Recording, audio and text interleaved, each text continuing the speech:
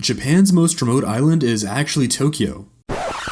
Wait, what? Hey everyone, my name is Parker and this is my channel, GeoRanku. If you enjoyed this video, consider subscribing. Located nearly 1,000 kilometers south of Tokyo, the island of Ogasawara is Japan's most remote inhabited island. Only accessible by a 24-hour ferry ride from Tokyo, Ogasawara is home to only around 3,000 people and holds an incredibly interesting and rich history. While Ogasawara is only a village, many call the island Ogasawara despite it actually being Chichijima. For our sake, we are going to use Ogasawara to describe the main inhabited island. In fact, the island is part of a 30-some island chain known as the Bonin Islands, or in English, the No People or Uninhabited Islands. See, Ogasawara, over the course of its history, has actually been under the possession of 3 countries. First Japan, then England, then Japan, then the United States, then Japan again. Complicated, I know. The islands were first discovered by European explorers in 1543, during which Spanish explorer Bernardo de la Torre spotted the island of Hahajima near Ogasawara. Though records show of prehistoric settlement in the area, possibly from oceanic settlers, the first official record of Japan's discovery came in 1670, with a subsequent shogunate expedition in 1675. For years, we don't really see any written records about the islands.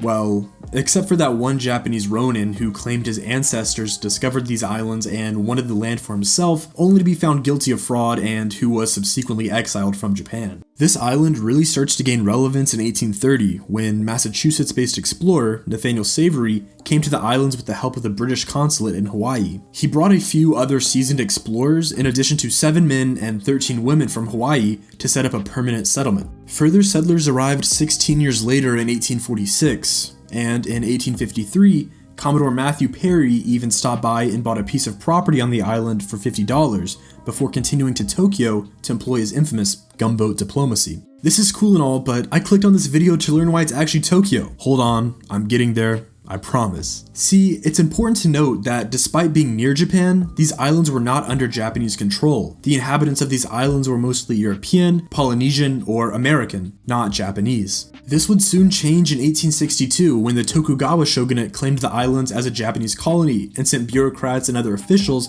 to map and explore the area. Of course, as all colonization attempts go, the people of the newly named Ogasawara Island did not like this, and only 1 year later, Japan pulled out of the project.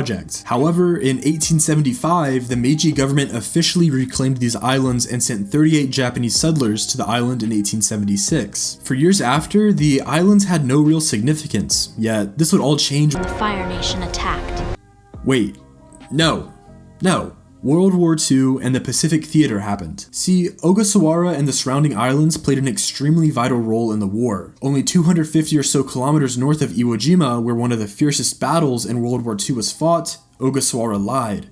By this time, the island had already been evacuated and was strictly a military-occupied position. It was a key asset for both America and Japan, and the war's presence can still be felt to this day, as rusted artillery and old military infrastructure dot the landscape and jungle. What makes this area so interesting is that fighter pilot George H.W. Bush, you know, that George H.W. Bush, crash-landed near the islands and was picked up by an American submarine crew. After the war ended, the US Navy took control of the islands and allowed only actual descendants from the original Savory expedition and other white Europeans, Americans, and Polynesians to resettle on the island. For now, no Japanese allowed. Interestingly, the islands carried a San Francisco address under the US occupation. Okay, so why is Japan's most remote inhabited island actually Tokyo?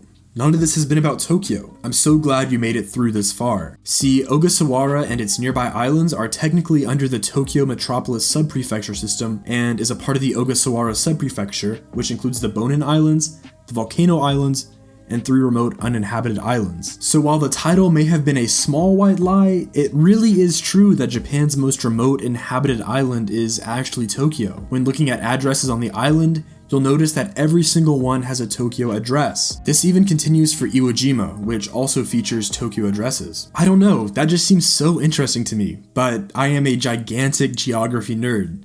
So anyways, the United States eventually gave back the islands to Japan in 1968, which finally gave Japanese citizens access to the island. Now, Ogasawara is a UNESCO World Heritage Site and sees around 20,000 visitors a year.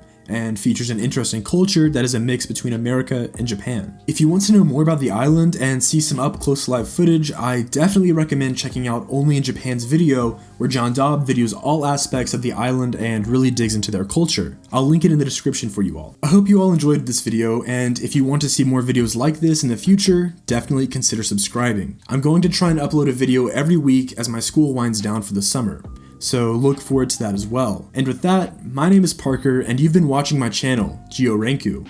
I hope to see you next time.